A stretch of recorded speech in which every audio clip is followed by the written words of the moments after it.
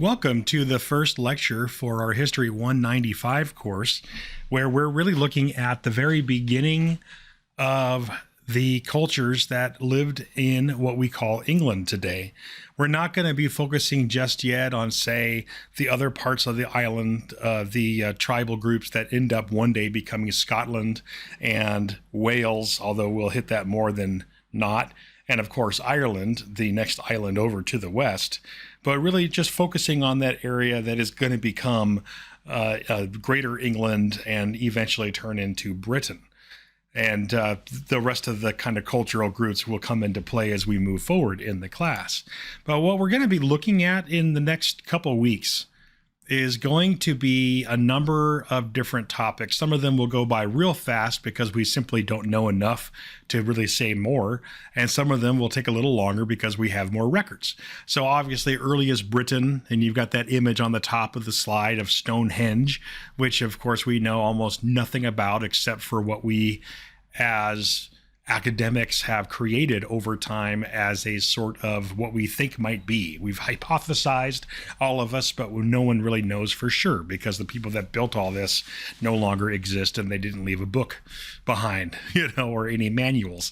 We're going to talk a bit around the 600 BC era, which will be the Celts. We'll talk more about that pronunciation as well as we move forward. 43 AD, also known as CE, depending on the date range that you use. The old style is AD, and the modern style of saying after zero, in the modern era would be Common Era or CE. We'll talk more about that too, but the Roman conquest period. And that's really where we end today. We're going to be ending with the Roman conquest in this first week. And then the next week, we're going to move into 450 AD, the Anglo-Saxon period, which is the next major era of English culture, as far as kingdoms go.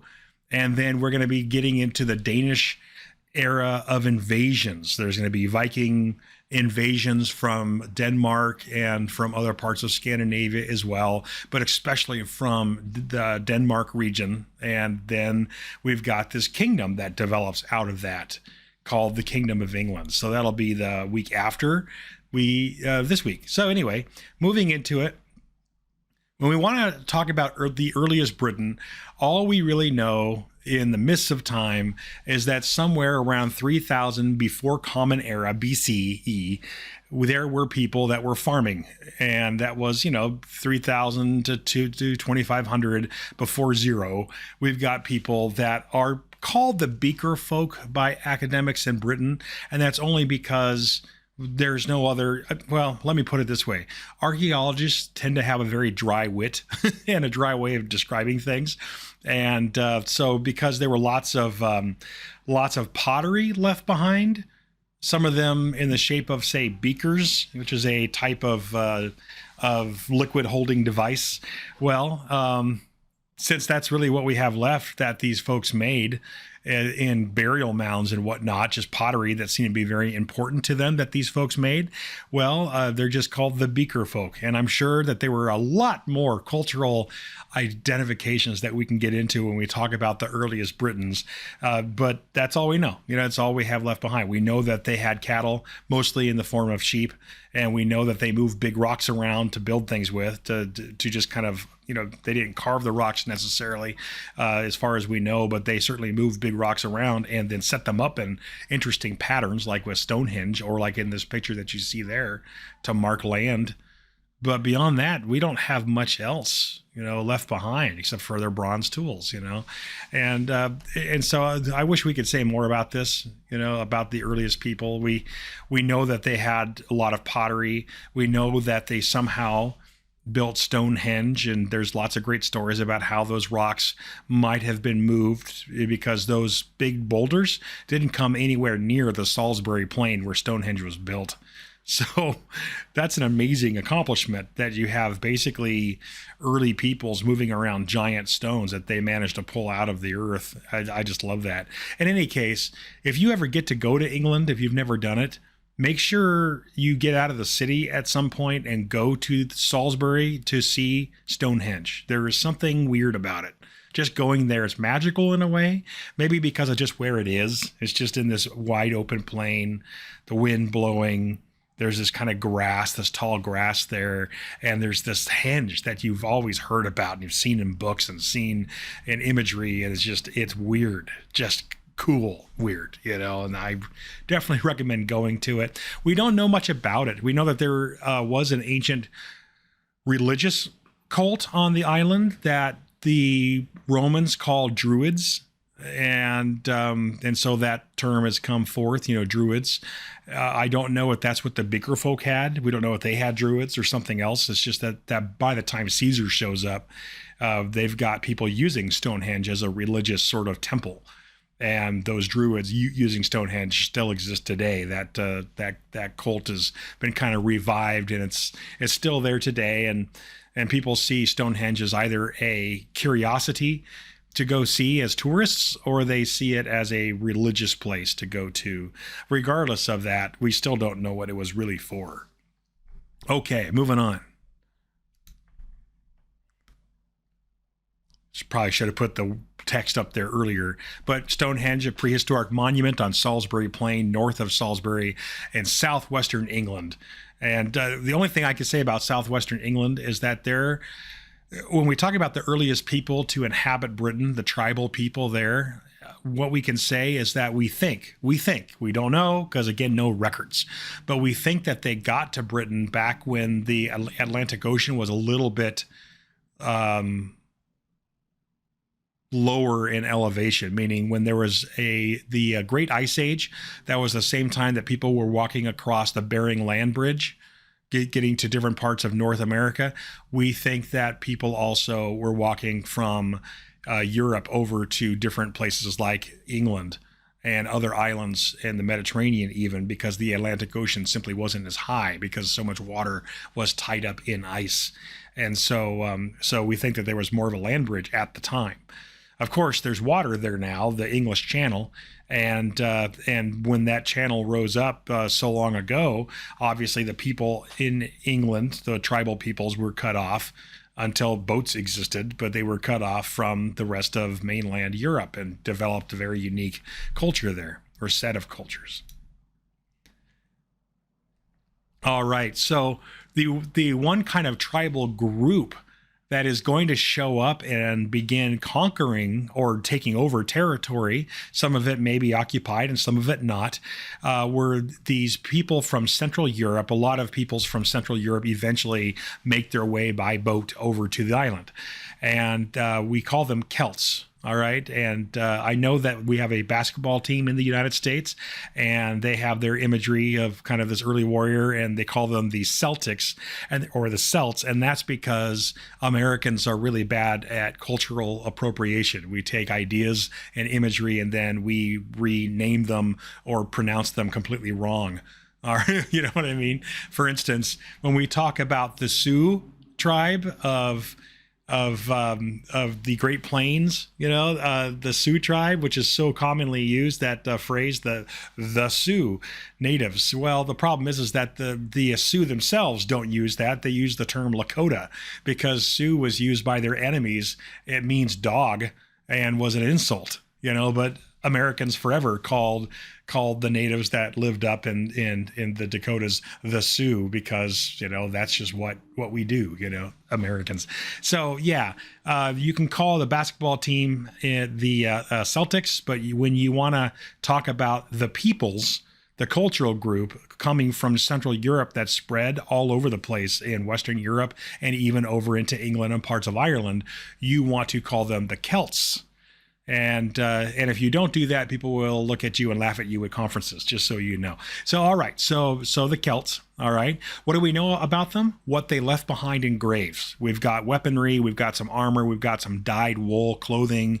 We've got bodies that have, like skeletons that have been redone by forensic scientists to give us an idea of what people looked like, which ironically looks just like we do, except with different clothes and maybe less showers. All right. But that's about it.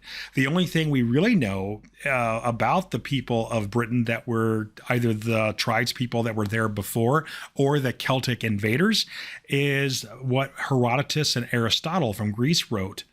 And unfortunately, Herodotus and both also Aristotle, they never went to England. So they're actually relying on ancient Phoenician records, because the ancient Phoenicians managed to get to Britain, and they found some tribal peoples in the south of Britain that were willing to trade them tin, because the Phoenicians needed tin. Who were the Phoenicians? Just to show you, this is right here. Phoenicia is, I think I can make this turn there, a little pointer. Phoenicia was right here where modern day Israel and Lebanon are. You've got Phoenicia, and Phoenicia, if you get into biblical history, you hear about the Phoenicians all the time, because the Phoenicians were the guys that you bought stuff from. They were the maritime truckers of their period, of the ancient times, of the ancient period.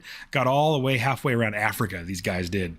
And they built all these colonies right here in the Mediterranean Ocean, along Italy, along Greece, and even in Egypt. And they managed to get to Lower England. And their records are going to be absorbed by some of the places that asked about them, of the sailors that traded, including guys like Herodotus and Aristotle, who got those records hundreds of years later and just said, well, here's what the Phoenicians said, basically, that the Britons are like. And that's it, the Celtic peoples of Britain. A little bit about the tin comment I made earlier. I wanted to mention how important that was. England still is a major provider of tin, but its importance in world history, including to the Phoenicians of the ancient period, to the Romans who invaded, to many others, is tin. And why is tin important? It seems so simple, tin. Why is that? Why does that matter? It's just tin. Well, the deal is that tin is the fourth most desired metal in the world. And it's not because it's a rare metal. It is because it's needed to make a lot of different kinds of alloy metals. So for instance, here you are in the Bronze Age, the Celts of the Bronze Age and the Phoenicians of the Bronze Age and the Egyptians and Macedonians and Greeks and the Italians, of the Bronze Age. How do you make bronze? You take 90% copper and mix it with 10% tin at 2000 degrees, stir it up, and pour it into a mold, and you've got bronze items. That's how you make bronze. The Bronze Age does not exist without tin. And so with that said, what you've got then is the fact that Britain was a place where you can buy a lot of tin mines there. Very important. And so Britain's also going to be a place that is going to, as it moves forward into the Middle Ages, be a major producer of metals. That will be used in the rest of Europe. It'll be a major trading item for Britain, which will be things like raw tin and also lead and also manufactured bronzes and brasses that will be sold to the rest of Western Europe, because the British had, the Britons always had this access to tin, which is so ridiculously important. So the imagery we get from the Greeks about what the Celts look like from Central Europe or Britain is from captives, the kind of thing. The idea of being barbarians is a Greek word that translates into Latin as well, and you've got this kind of concept of what a Greek thought a Celtic person looked like. Well, there you go. Okay, moving forward from this period, this is as far as we know from around 80 before Common Era, before zero. All right. So who are some of the other people that we know about that evolved out of that time, either independently of the Celts who were already there, or people that married in, if you will, or bred into the Celtic peoples that showed up? One of the most important that are mentioned by especially the Romans are the Picts, although the Phoenicians talked about them too. They were up kind of over in western and northern parts of England, where Scotland is today as well, and parts of Wales. You will have Pictish people. Why do we call them Picts? It's just because they had pictures all over them. They were painted. That was part of their culture. This is more of a Victorian era image of what people in Europe thought the Pictish people looked like, and it's somewhat ridiculous. But the idea of people painting themselves in this kind of blue woad, a blue dye, was something that was very well known. And there has been archaeological evidence of preserved skin on people who were buried in a place where their whole bodies did not completely go away, like in bogs, in peat bogs, and they came out with actual dyed tattoos all over them. This kind of blue dye tattoos.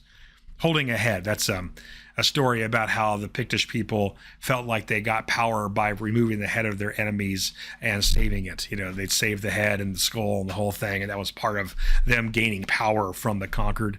That's something the Romans talked about. I don't know if that's really true. Okay. And then in movies, you will see the Picts show up, and they look a bit like, from a movie standpoint, they look like Iroquois North American warriors, but with blue paint on them, and they call them Picts in the movies. This is from The Eagle, of course, and you've got from Arthur, and you've got a famous actress there, who is that? Daisy Ridley? That's not Daisy Ridley. Oh my gosh, I'm so embarrassed. Anyway, you know who that is. And she's got this kind of blue tattooy stuff on her, which is something a makeup artist did, obviously, on set. What did they really look like? Don't know. All right, we don't know. This is Hollywood and the Victorian age, which likes to do all kinds of crazy things. Why is this guy set up like a Pict in northern England during the ancient period with a scimitar from the east? I have no idea. It makes no sense to me at all. But welcome to the Victorian era. Okay, moving forward. I guess the point about this is that the tribal peoples of Britain have long been curiosities to folks that like to tell stories about the barbarians of Western Europe. Okay. Bit more about the Celts. All right. When did the Celts show up? First millennium BCE. All right. Right there within 1,000 years before zero, you've got a number of Celtic peoples from Europe showing up in Britain, just like they did elsewhere, which means that the Celts had technology to go to sea. They had ways to float on boats. We know that the Celts brought with them Druidism. That faith that actually was all over Western Europe, because the Celts were all over Western Europe. They just spread faster than others. And so Druidism is something that the Frankish, eventually the French will talk about having to conquer and convert to Christianity one day, that sort of thing.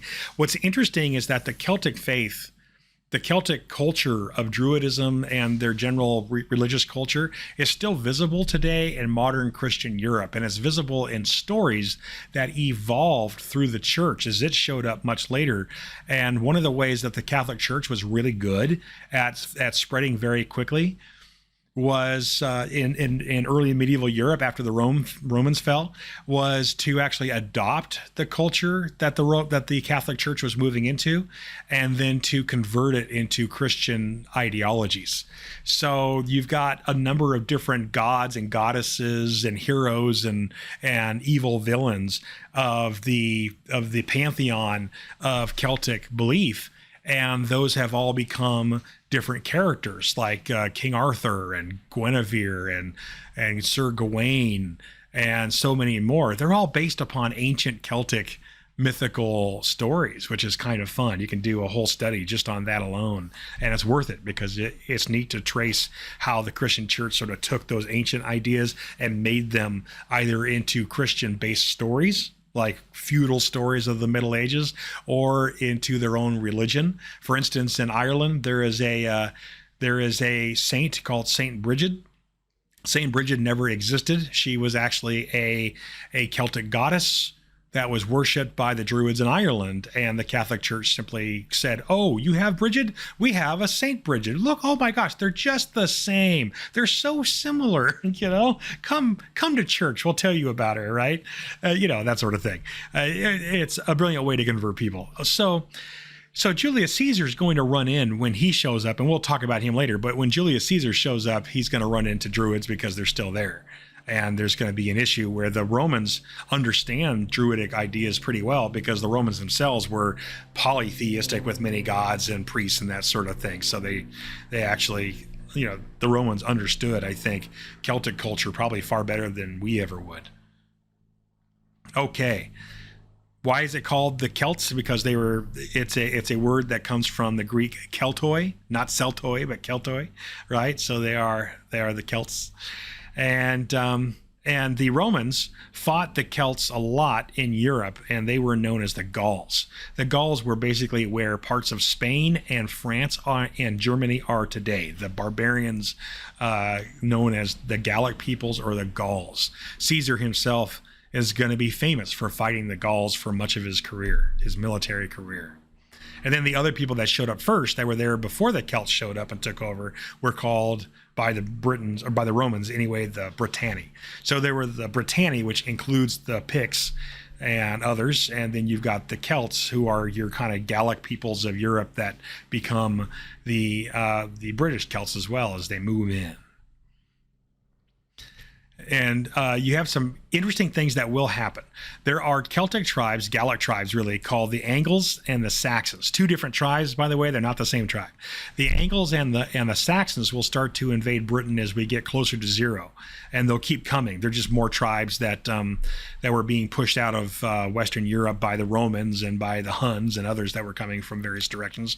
And so the Angles and the Saxons are looking for other places to live, and they go north and they go west. And so as they're going west, you see some of them showing up in Britain, where they're going to meet up with the Celts there, as well as the British tribe peoples, and they're going to fight, and they're going to merge in, and you've got this whole new culture that shows up coming from mostly France. So the Angles and the Saxons. Now, as the Angles and Saxons show up, I love this little factoid. Some of the original British tribespeople, the Britanni, begin to leave, and they go to part of France, which is called the Bretons today, and and they're in this little place called Brittany, because that's just a place where some of the original English tribal peoples fled to, right, to get away to this little coastline in France, which I think is interesting. So you got French Gallic people going into England, and you've got original British tribes people going into France. It was a crazy time, I tell you. This is just some of the stuff that's left behind, satellite imagery here and artist renditions. You can see this sort of thing from planes if you go to the right place. The forts that were built by people like the Gauls who moved in, or the Celts, or even the ancient British themselves, basically built big earthenwork fortresses. So these are not, stone or anything. They're just big walls of dirt with ditches in them. So if you want to attack, you've actually got to climb a steep ditch and then go down a steep hill and then go down into a ravine. And while you're doing that, the Celts or the Gauls or the Britons, whoever owns this fort, can do all kinds of things to kill you while you're trying to get over the next one. In this case, you had to get over 3 or 4 different walls of dirt just to get into the main settlement, which is just the way that these guys did it. They weren't really building big castles yet. That wasn't really the way that was in the ancient period, but this is how they lived, how they worked. You got your towns that are protected. And these are the sorts of things that were left behind by the ancient Celtic and Gallic peoples, like the Angles, the Saxons, of course, the various Celts especially. Beautiful artwork that is seen throughout Western Europe, wherever the Celts and the Angles and Saxons were. Seem to kind of share a lot of ideas for artwork, but just beautiful artwork. The only kind of helmets in history that ever had horns on them in ancient history for Western Europe were not the Vikings. The Vikings, the Scandinavian raiders, never had horns on their helmets. That was not something they did. But we do see the Celts ceremoniously, not fighting with them, but for ceremony, for whatever reason, identifying themselves with probably animals, had types of horns on their helmets. You would never fight with a helmet like this, by the way. If you want swords and axes to get stuck on your helmet, to actually not slide off and to actually go right down on your helmet and just go further in with greater impact than they could otherwise, put a bunch of crap on your helmet. Just put a bunch of decorations on there, and swords and axes will just stick right to your head as they come down. They won't slide off or glance off at all, which is why we don't really find these things in graves with a bunch of weapon marks on them. They were gold, or gold plated and bejeweled, and you might look at these more like a crown as opposed to a military helmet. Okay, but I just wanted to be real clear that whenever you talk about Vikings, the idea of horns on their helmets come from the Germans, who made that stuff up around the time of the Nazis. So let's not get into that, right? So anyway, we have here all these beautiful things, this artwork that these folks made, that the Celts made, and the Angles and the Saxons and other tribes people. Just gorgeous, gorgeous artworks. Okay, so that brings us to the Romans, finally. The bulk of our talk will be on these guys, all right? The Romans, Julius Caesar, is a governor of Spain, or Iberia as it was called then by the Romans, and he's a governor of Spain. And Julius Caesar, seeking glory in the towards the end of the Republic era of Rome's history, so Rome's been around for a few hundred years now. Julius Caesar is gaining fame by doing great military exploits, and he manages to get the Senate of Rome to give him the job to go and fight the Gauls of France, who were being a problem for some Roman settlements. So he's going to leave Spain with an army, a couple of legions, and go up into France, and he's going to fight and defeat, because he was a good military strategist. And he's going to defeat the Gauls and send home some of the Gallic leaders, the tribal leaders, to basically be imprisoned and eventually executed in Rome itself. And that's how Caesar is going to basically calm down the warring tribes who were rattling their sabers and going to war against Roman settlements who were in the Gallic territories. Well, Caesar is finding that people of Rome really love to create heroes out of those who have great military exploits. And so Caesar, trying to get more basically attention and acclaim, which will lead to him becoming more powerful later, is going to try to find things to go conquer. He's not really given permission to do this. He just does it. And once he does it, it's too late to stop it, kind of deal, right? And so Caesar's going to take his legions and promise them great wealth and land. That was always the thing that the Romans did. Join the army. When you retire, you get land. And how do the Romans get land? They have to keep conquering.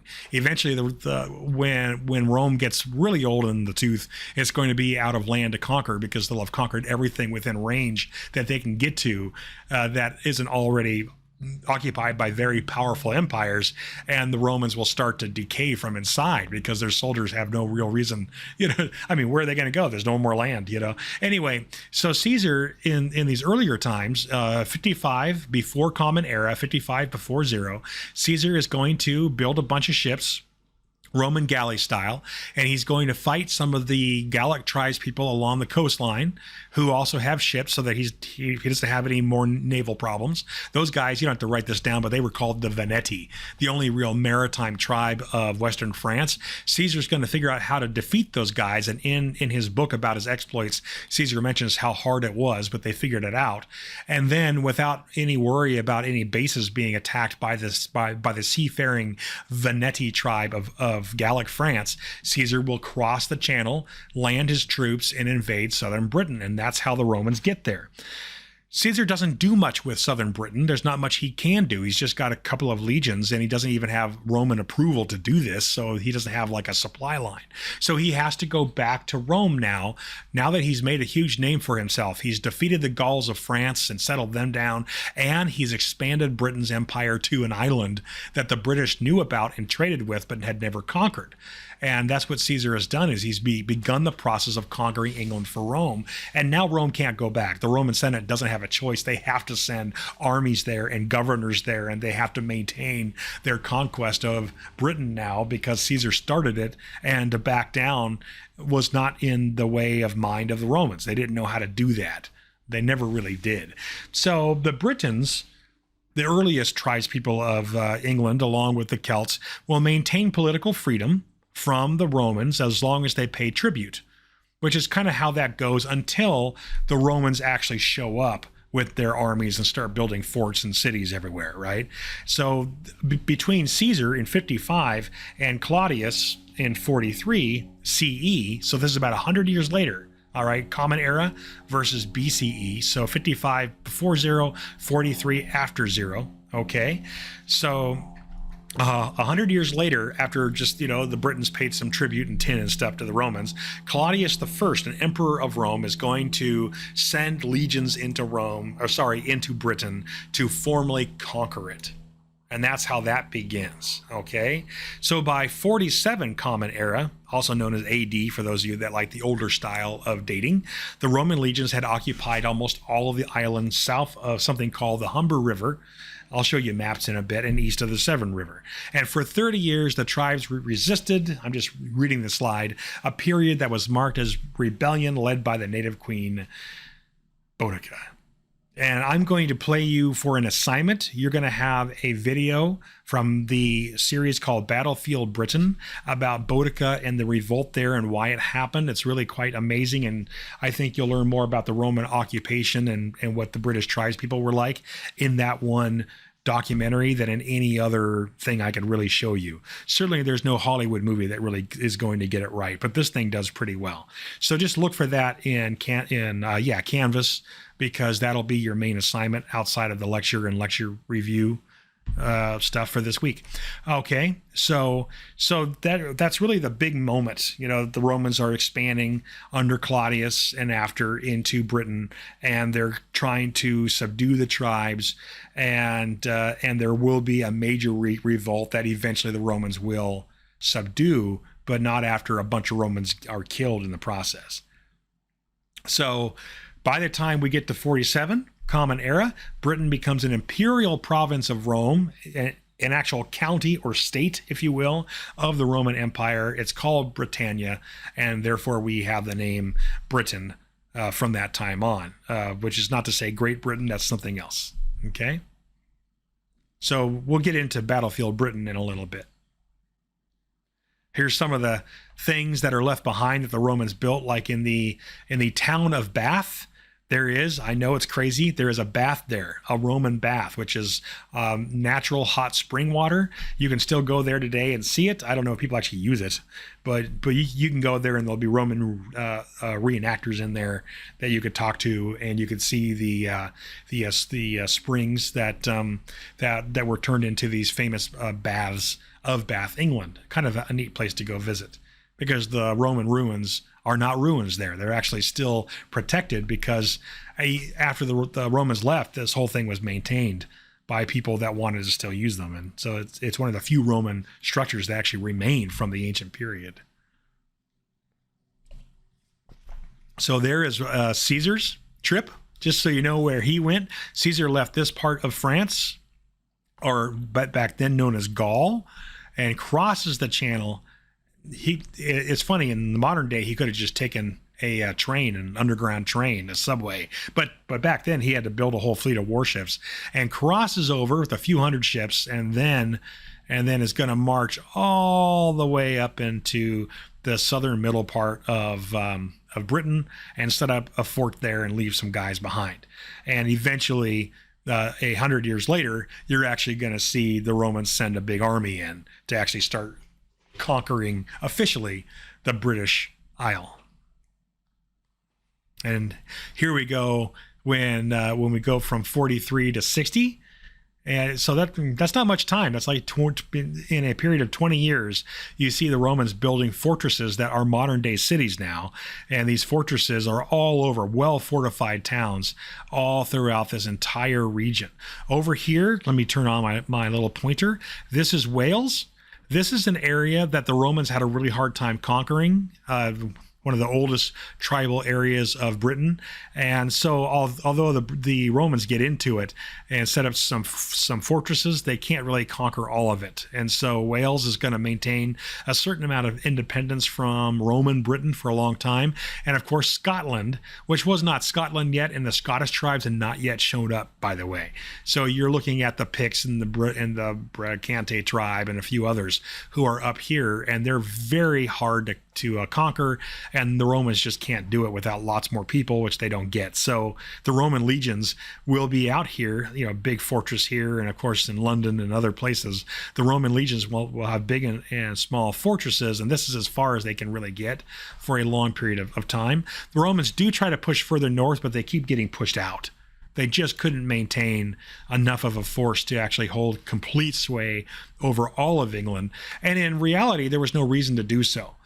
If you really wanted to say, well, what was the use of England? It's two things to the Romans. One, farmed produce for the populations of England, which you get from down here, lots of farms. And the other thing, tin from the mines that the Romans could use to make bronze. Where are those? They're all down here. So trying to conquer the northern part of England made no sense. And although some Romans tried, they just never really maintained it. So here are your attempts, all right? There were a few people that do it, right? You've got Emperor Hadrian, up here and Emperor Antonius. Eventually, Antonius builds a wall here, and that's quickly overrun. The Romans can never really maintain it. There's still some ruins left. And Emperor Hadrian later built this much bigger wall, which made it so that raiders from the north couldn't keep on just attacking with impunity the settlements of the Romans.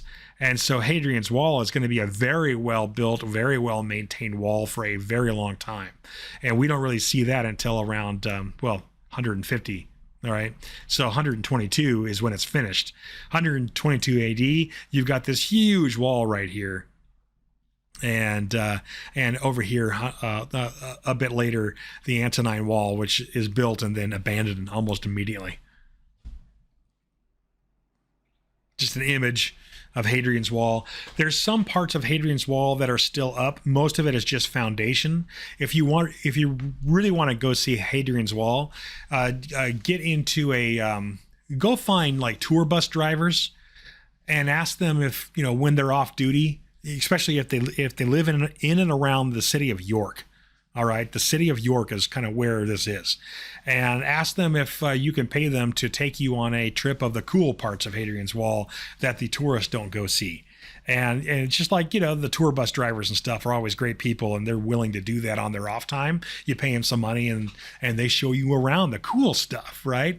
So do that if you ever go up to York. Go find tour bus drivers and or any other locals that are in the business of tourism normally, and see if they'll help you out in their off time. Much more fun. Here's a good image, a computerized image of what a Hadrian's Wall outpost would have looked like, where you're going to have about 20 soldiers, and you have these little outposts every few miles, and then every so often there's a major city along the wall where the larger legions are held in backup.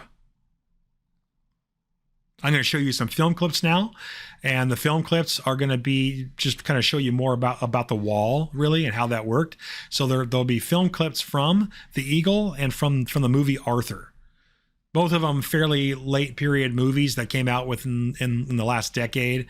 Both of them are okay. They're fine for what they are. They're mostly made up.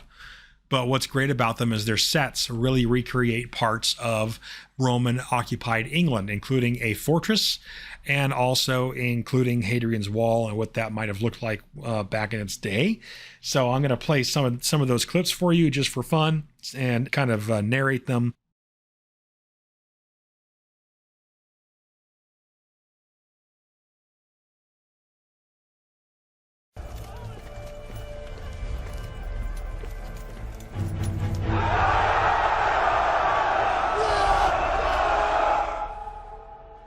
Lord of light, Father of our fathers, let me not bring misfortune to my legion. Mithras, Lord of light, Father of our fathers, accept whatever sacrifice that I may not bring misfortune to my legion. On my command! Reform testudo!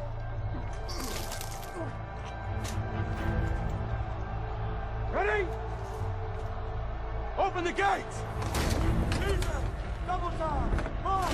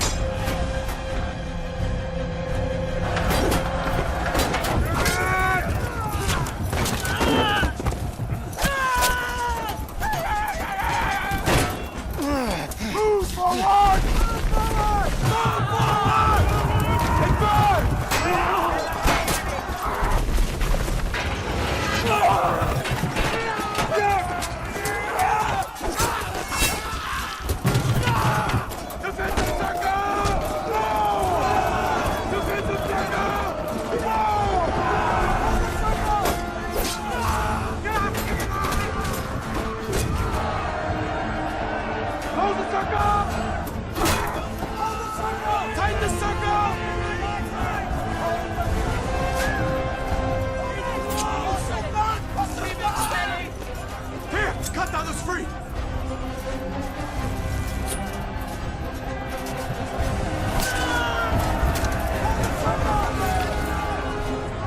Hold the circle!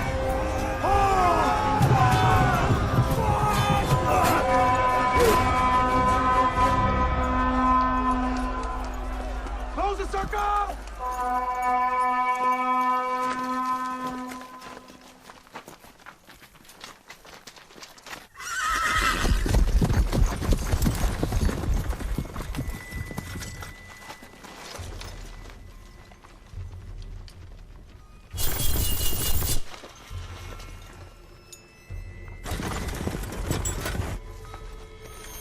Fall back! Fall back! Fall back! Run! Run! Run!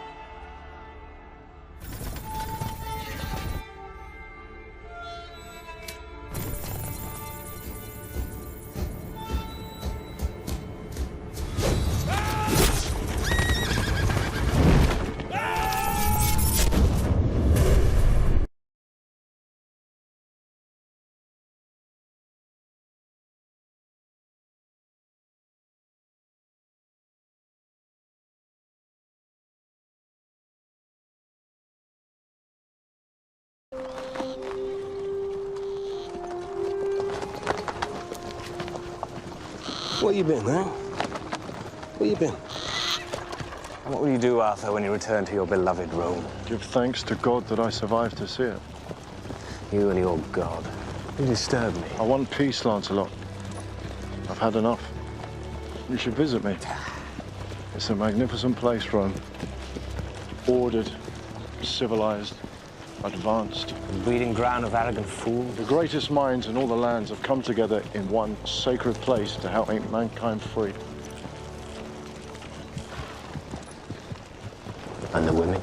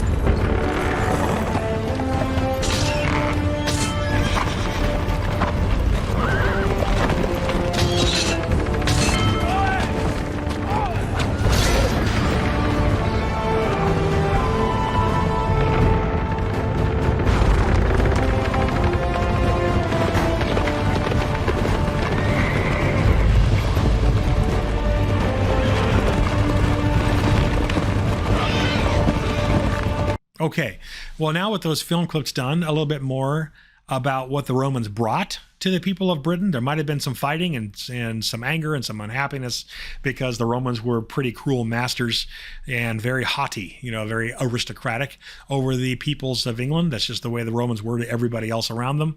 Well, the deal is that they bring a lot of technology with them that the tribal peoples pick up on. At least some of them do. The ones that take over, the tribal peoples that actually exist after the Romans leave and take over and create kingdoms, are the ones that really absorbed that which the Romans brought.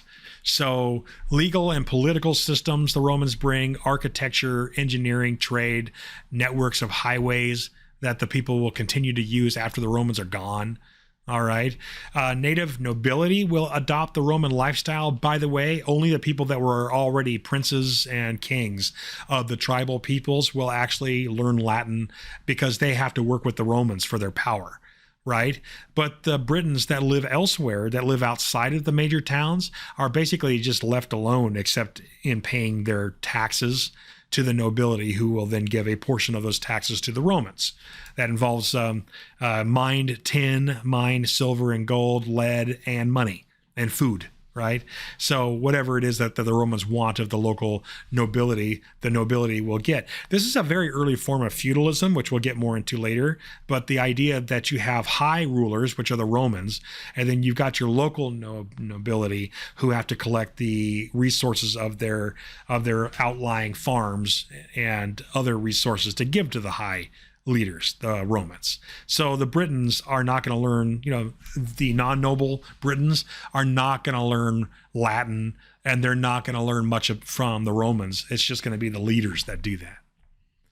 So by the end of the 3rd century, by the end of 200 Common Era, the Roman army is going to start to move away. The Empire of Rome is collapsing, not only from within, but without. There are invasions of Huns coming in, and though the invasions are going to drive the borders of the Rome of extended Rome inward.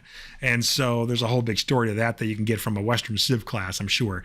But the Roman army is going to be withdrawing from the farthest flung parts of the empire to protect the more internal parts of the empire, which means that the Roman army is going to start to leave Rome. The very northern parts, and then the western parts, and finally the central England are going to be evacuated. 410 Common Era, the last of the Roman legions are going to leave. This is because, this is when the Visigoths are going to have actually invaded, overrun, and taken over the city of Rome. At that point, the Roman Empire is kind of a shadow of its former self. So the very last Roman legions will leave Rome in 410 Common Era to try to maintain some kind of control over whatever the Visigoth tribespeople have not yet conquered.